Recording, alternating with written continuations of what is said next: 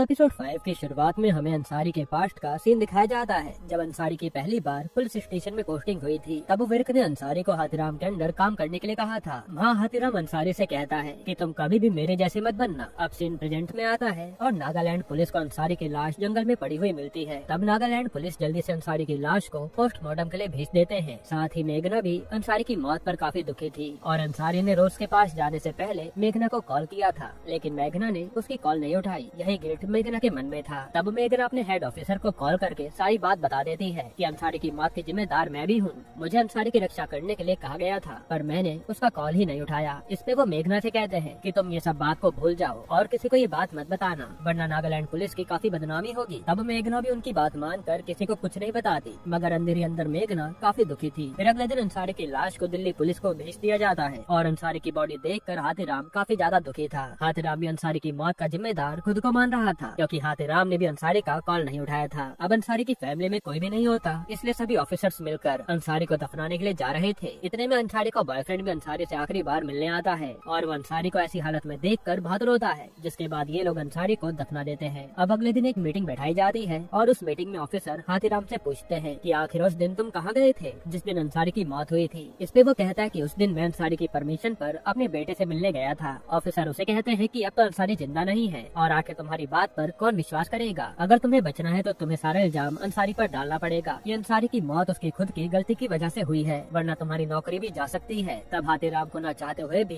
पूरा इल्जाम अंसारी के सर पर डालना पड़ता है, पर ये करते समय हाथीराम बहुत दुखी था। दूसरी तरफ न्यूज में बताया जाता है कि रूबेन के आदमियों ने अंसारी को मारा है। इसी वजह से नागालैंड पुलिस रूबेन को हर जगह ढूंढ रही थी। फिर हम रूबेन को देखते हैं। रूबेन अपने फार्म हाउस पर अपनी मॉम से कॉल पर कह रहा होता है कि मैंने अंसारी को नहीं मारा है, मेरे ऊपर गलत इल्जाम लगाया जा रहा है। जिसके बाद रूबेन अपनी मॉम से बात करने के बाद अपना फार्म हाउस छोड़कर चला जाता है। अब थोड़े टाइम बाद मेघना अपने ऑफिसर के साथ रूबेन के फार्म हाउस पर आती है, लेकिन रूबेन उसे वहाँ नहीं मिलता। तब मेघना अपने ऑफिसर को रूबेन का पता लगाने को कहती है। वहीं रूबेन पुलिस से बचने के लिए जंगल में भाग रहा था। तभी रूबेन को रेड्डी का कॉल आता है। वो रूबेन से कहता है कि तुम्हें पुलिस को सरेंडर कर देना चाहिए और मैं वादा करता हूँ कि मैं तुम्हें पुलिस से बचा लूंगा। तब रूबेन कहता है कि मैं तुम्हारे जैसे आदमी पर भरोसा नहीं कर सकता, तुम मुझे जेल में डालकर खुद मेरी जायदाद पर कब्जा करना चाहते हो, मैं कभी भी खुद को सरेंडर नहीं करूंगा। इतना कहने के बाद रूबेन कॉल काट देता है। जिसके बाद हाथीराम थाने में काफी निराश बैठा होता है और उसे अपने फैसले पर काफी बुरा लग रहा था। उसी समय एक ऑफिसर हाथीराम से कहता है कि हम लोग सब सिस्टम के कुत्ते हैं, हमें हर समय अपने मालिक की सुननी पड़ती है, वरना हमें उठाकर बाहर फेंक दिया जाता है। तब हाथीराम उसकी बात सुनकर सहमत होता है। फिर जब हाथीराम अपना काम कर रहा होता है, तभी उसे अंसारी के बॉयफ्रेंड का कॉल आता है और वो हाथीराम को अपने घर आने को कहता है। फिर जब हाथीराम वहाँ पहुँचता है तो वो हाथीराम से पूछता है कि आखिर अंसारी की मौत कैसे हुई थी, लेकिन हाथीराम उसे ये कहकर मना कर देता है कि मैं अंसारी के बारे में और बात करना नहीं चाहता। मैं जानता हूँ कि अंसारी एक ईमानदार ऑफिसर था और मैं कैसे भी करके अंसारी को इंसाफ दिलाकर रहूंगा। जिसके बाद हाथीराम अपने घर आ जाता है। घर पर जीतू हाथीराम की बीवी से कह रहा था कि जीजा जी को ये जॉब छोड़ देनी चाहिए, क्योंकि इसमें तो हर समय रिस्क रहता है। ये सुनकर हाथीराम को बहुत गुस्सा आता है और वो गुस्से में उसे अपने घर से निकाल देता है। साथ ही हाथीराम अपनी पत्नी से कहता है कि मैं ये जॉब कभी नहीं छोड़ूंगा, क्योंकि मैं अपने देश के लिए कुछ करना चाहता हूँ और तुम्हारी जिद की वजह से आज अंसारी की मौत हुई है। ना मैं यहाँ पर आता न अंसारी को कुछ हो पाता। फिर अगली सुबह हाथीराम विर्क से जाकर मिलता है, जो हाथीराम को ध्रुव की कॉल रिकॉर्डिंग्स देता है। रिकॉर्ड्स में हाथीराम को पता चलता है कि जिस दिन थॉम की मौत हुई थी उस दिन ध्रुव भी शहर में था, लेकिन पहले ध्रुव ने हाथीराम से झूठ कहा था कि वो थॉम की मौत के दिन किसी दूसरे शहर में काम से गया था। इसलिए हाथीराम जल्दी से ध्रुव के बार का फुटेज चेक करने लगता है और उस फुटेज के अंदर हाथीराम को रोज के साथ ध्रुव भी जाते हुए दिखता है। ये देखने के बाद हाथीराम समझ जाता है कि ध्रुव ने उसे झूठ कहा था कि वो काफी टाइम से रोज से नहीं मिला। फिर हाथीराम और विर्क एक साथ ध्रुव से मिलने उसके घर जाते हैं और ध्रुव के घर पर उसकी एंगेजमेंट पार्टी चल रही थी। तभी हाथीराम और विर्क ध्रुव को अकेले में ले जाकर रोज के बारे में सारी सच्चाई बताने को कहते हैं।